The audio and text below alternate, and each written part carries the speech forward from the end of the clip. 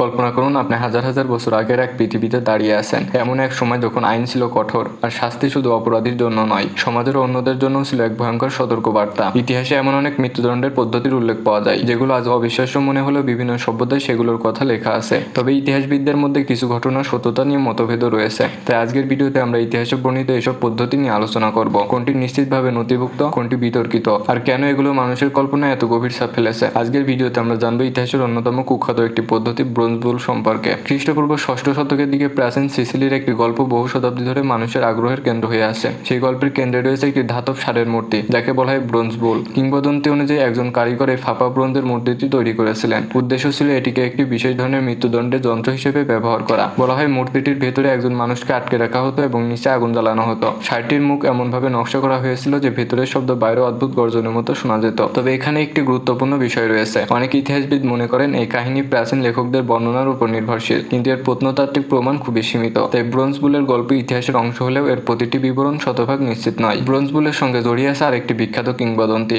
গল্পে বলা হয় যিনি এই যন্ত্রটি তৈরি করেছিলেন শাসক তাকে প্রথমে নিজেকে এর ভেতরে ঢুকতে বলেন শুধু পরীক্ষা করার জন্য। এরপর তাকে বের করে আনা হলেও পরে শাস্তি দেওয়া হয়। এই কাহিনী সত্য হোক বা না হোক, এর মাধ্যমে একটি বিষয় পরিষ্কার হয়, ক্ষমতার অপব্যবহার নিয়ে মানুষের ভয় এবং সতর্কতার গল্প বহু প্রাচীন। আজকের দৃষ্টিতে এইসব পদ্ধতি অমানবিক মনে হলেও বহু প্রাচীন সমাজের শাস্তির উদ্দেশ্য ছিল শুধু অপরাধ দমন করা নয়, শাসকের ক্ষমতা প্রদর্শন এবং অন্যদের ভয় দেখানো ছিল বড় একটি কারণ। সময়ের সঙ্গে সঙ্গে মানবাধিকার, বিচার ব্যবস্থা এবং আইনের ধারণা বদলেছে। আধুনিক বিশ্বে অধিকাংশ দেশ নিষ্ঠুর ও অমানবিক শাস্তিকে আইনগতভাবে প্রত্যাখ্যান করেছে। ব্রোঞ্জ বুলের গল্পের ইতিহাস, কিংবদন্তি এবং মানুষের কল্পনা এক অদ্ভুত মিশ্রণ, কিন্তু এটি ছিল মাত্র শুরু। এবার আমরা এমন একটি পদ্ধতির কথা জানবো যার অস্তিত্ব ইতিহাসে অনেক বেশি নথিভুক্ত। এর নাম লিংসি। পশ্চিমা বিশ্বে এটি ডেথ বাই 1000 কাটস নামে পরিচিত হলেও এই নামটি কিছুটা অতিরঞ্জিত।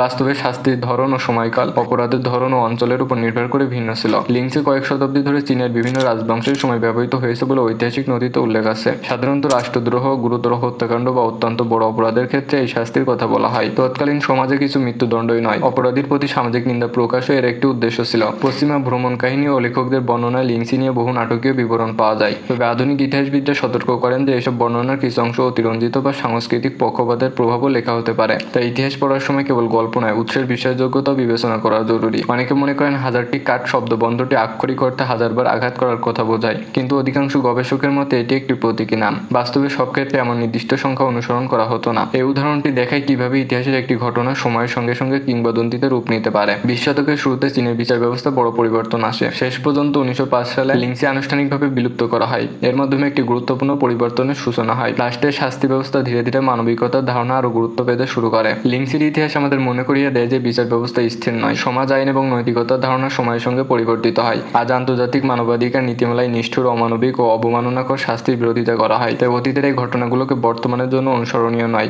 বরং ইতিহাসের শিক্ষা হিসেবে দেখা উচিত। এবার আমরা একটি মৃত্যুদণ্ডের পদ্ধতির কথা বলবো, যার নাম শুনলে ইতিহাস প্রেমীদের মধ্যে বিতর্ক শুরু হয়। এর নাম ইসকাফিজম। অনেকেই ইতিহাসের সবচেয়ে নিষ্ঠুর শাস্তিগুলোর একটি বলে উল্লেখ করেন। তবে একটি গুরুত্বপূর্ণ বিষয় শুরুতে জানা দরকার। ইসকাফিজম সম্পর্কে আমাদের প্রধান তথ্যসূত্র এসেছে প্রাচীন গ্রিক লেখক প্লুটার্স এর লেখায়। তাই আধুনিক ইতিহাসবিদদের একটি অংশ মনে করেন এর বর্ণনার কিছু অংশ অতিরঞ্জিত বা রাজনৈতিক উদ্দেশ্যে রংচঙে করে লেখা হয়ে থাকতে পারে। প্রাচীন পারস্যে এই পদ্ধতি ব্যবহৃত হতে বলে কিছু ঐতিহাসিক বর্ণনায় দাবি করা হয়েছে। তবে পারস্যের নিজস্ব সমসাময়িক নথিতে স্পষ্ট প্রমাণ খুব সীমিত। এই কারণে এর ঐতিহাসিক সত্যতা নিয়ে বিতর্ক রয়েছে। ইসকাফিজমের বর্ণনা যতটা পরিচিত তার চেয়ে বেশি পরিচিত এর বিতর্ক। ইতিহাসবিদরা বলেন প্রাচীন যুগে বিভিন্ন সাম্রাজ্যের লেখকরা কখনো কখনো প্রতিদ্বন্দ্বী রাষ্ট্রকে নিষ্ঠুর বা বর্বর হিসেবে তুলে ধরতেন, ফলে সব বিবরণ সরাসরি সত্য হিসেবে গ্রহণ করা যায় না। এই কারণে ইতিহাস গবেষণায় একটি ঘটনার উৎস, সময় এবং লেখকের অবস্থান সবকিছু বিবেচনা করা হয়। ইসকাফিজম সত্যি প্রচলিত ছিল কিনা সে প্রশ্নের নির্দিষ্ট উত্তর আজও পাওয়া যায়নি, কিন্তু একটি বিষয় নিশ্চিত, এই গল্প শতাব্দীর পর শতাব্দী ধরে মানুষকে ভাবিয়েছে ক্ষমতা যখন নিয়ন্ত্রণহীন হয়ে যায় তখন শাস্তি কিভাবে ভয়ের প্রতীকে পরিণত হতে পারে। এই ধরনের কাহিনী আমাদের মনে করিয়ে দেয় ইতিহাস শুধু অতীতের ঘটনা নয়, এটি মানুষের চিন্তা, বিশ্বাস এবং রাজনীতির প্রতিফলন। বর্তমান বিশ্বে অধিকাংশ দেশের বিচার ব্যবস্থা মানবাধিকার, আইনের শাসন এবং ন্যায্য বিচারের নীতিকে গুরুত্ব দেয়। অতীতের এসব কাহিনী তাই অনুসরণ করার জন্য নয়, বরং বোঝার জন্য মানব সভ্যতা কিভাবে সময়ের সঙ্গে আরো মানবিক বিচার ব্যবস্থার দিকে এগিয়ে গিয়েছে। ইতিহাসে এমন কিছু শাস্তির কথা পাওয়া যায় যেগুলোর নামই মানুষের মনে ভয়ের অনুভূতি জাগায়। তার মধ্যে অন্যতম হলো ইম্পেলমেন্ট। এই পদ্ধতির উল্লেখ বিভিন্ন সময় ইউরোপ, মধ্যপ্রাচ্য এবং এশিয়ার কিছু ঐতিহাসিক নথিতে পাওয়া যায়। তবে সব অঞ্চল বা সময়ে এটি একইভাবে ব্যবহৃত হয়েছে এমন নয়। ইম্পেলমেন্ট ছিল এমন একটি কঠোর শাস্তি যা মূলত গুরুতর অপরাধ বা রাষ্ট্রদ্রোহের ক্ষেত্রে কিছু শাসকের আমলে ব্যবহার করা হয়েছে বলে ইতিহাসে উল্লেখ রয়েছে। অনেক ক্ষেত্রে এর উদ্দেশ্য ছিল শুধু শাস্তি দেওয়া নয়, বরং অন্যদের কাছে একটি ভয়াবহ সতর্কবার্তা পৌঁছে দেওয়া। জনসম্মুখে শাস্তি প্রদর্শনের মাধ্যমে শাসকের ক্ষমতা ও কর্তৃত্ব প্রকাশ করা হতো। ইম্পেলমেন্টের কথা উঠলে সবচেয়ে বেশি যে ঐতিহাসিক ব্যক্তির নাম আছে তিনি হলেন ভিলাড ড্রাকুলা, ভিলাদ দ্য ইম্পেলার নামেও পরিচিত। তিনি 1500 শতকে ওয়ালাকিয়ার শাসক ছিলেন। তার শাসনামল নিয়ে বহু গল্প, কিংবদন্তি এবং ঐতিহাসিক বিবরণ রয়েছে। কিছু সমসাময়িক ও পরবর্তী সূত্রে বলা হয়েছে তিনি কঠোর শাস্তি ব্যবহারের মাধ্যমে শত্রুদের ভয় দেখাতে চাইতেন। তবে ইতিহাসবিদরা মনে করিয়ে দেন তার সম্পর্কে প্রচলিত অনেক গল্প রাজনৈতিক প্রচারণা বা অতিরঞ্জনের ফলও হতে পারে, তাই সব বিবরণকে সমানভাবে নির্ভুল ধরা যায় না। ভিলাদ তৃতীয় জীবনে পরবর্তীকালে ইউরোপীয় লোককাহিনী ও সাহিত্যে গভীর প্রভাব ফেলে। বহু শতাব্দী পরে তার নাম আংশিক অনুপ্রেরণা হিসেবে ব্যবহৃত হয় বিখ্যাত ভ্যাম্পায়ার চরিত্রে কাউন্ট ড্রাকুলা এর সৃষ্টিতে। এভাবে ইতিহাস, কিংবদন্তি এবং সাহিত্য একে অপরের সঙ্গে মিশে যায়। ইম্পেলমেন্টের ইতিহাস আমাদের একটি গুরুত্বপূর্ণ বিষয় শেখায়। ভয় দিয়ে শাসন প্রতিষ্ঠার চেষ্টা বহু সভ্যতায় দেখা গেছে, কিন্তু সময়ের সঙ্গে সঙ্গে বিচার ব্যবস্থার ধারণা বদলেছে। আজকের বিশ্বে অধিকাংশ দেশ মানবাধিকার, ন্যায্য বিচার এবং আইনের শাসনকে গুরুত্ব দেয়। অতীতের এসব পদ্ধতি তাই ইতিহাসের অংশ, বর্তমানে আদর্শ নয়। ইতিহাসের পাতায় এমন কিছু মৃত্যুদণ্ডের পদ্ধতি উল্লেখ রয়েছে যেগুলো শতাব্দীর পর শতাব্দী ধরে বিভিন্ন দেশে ব্যবহৃত হয়েছে। আজ আমরা জানবো তেমনই একটি পদ্ধতি, গ্যারোট। এটি মূলত স্পেন এবং তারপরে কিছু উপনিবেশে ব্যবহৃত একটি ঐতিহাসিক মৃত্যুদণ্ডের পদ্ধতি হিসেবে পরিচিত। গ্যারোট ছিল একটি যান্ত্রিক পদ্ধতি যা বিভিন্ন সময়ে বিভিন্ন রূপে ব্যবহৃত হয়েছে। ঐতিহাসিক নথিতে দেখা যায় সময়ের সঙ্গে সঙ্গে এর নকশা ও ব্যবহারেও পরিবর্তন এসেছে। এর উদ্দেশ্য ছিল আদালতের রায় কার্যকর করা। তবে আজকের মানবাধিকার ও আধুনিক বিচার ব্যবস্থার মানদণ্ডে এই ধরনের শাস্তিকে অমানবিক হিসেবে বিবেচনা করা হয়। ইতিহাসবিদদের মতে একটি শাস্তি দীর্ঘদিন প্রচলিত থাকার কারণ শুধু আইন নয়, সমাজ, সংস্কৃতি এবং রাজনৈতিক পরিস্থিতিও এতে বড় ভূমিকা রাখে। অনেক দেশের মতো স্পেনও সময়ের সঙ্গে বিচার ব্যবস্থা পরিবর্তিত হয়েছে। নতুন আইন, মানবাধিকার নিয়ে আলোচনা এবং আন্তর্জাতিক প্রভাবের কারণে পুরনো শাস্তিগুলো ধীরে ধীরে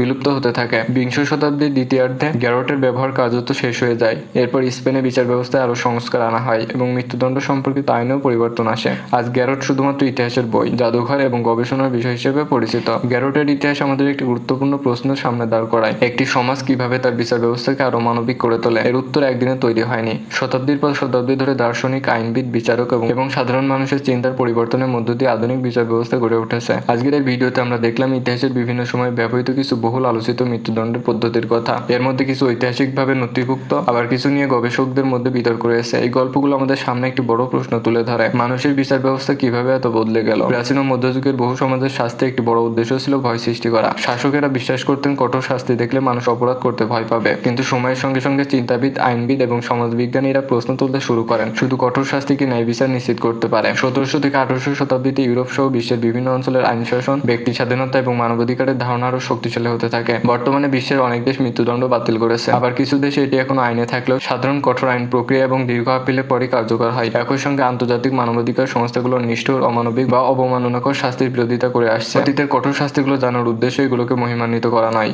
বরং এগুলো আমাদের মনে করিয়ে দেয় সভ্যতা শুধু প্রযুক্তিতে নয়, আইন, ন্যায় বিচার এবং মানবিক মূল্যবোধেও এগিয়ে গেছে।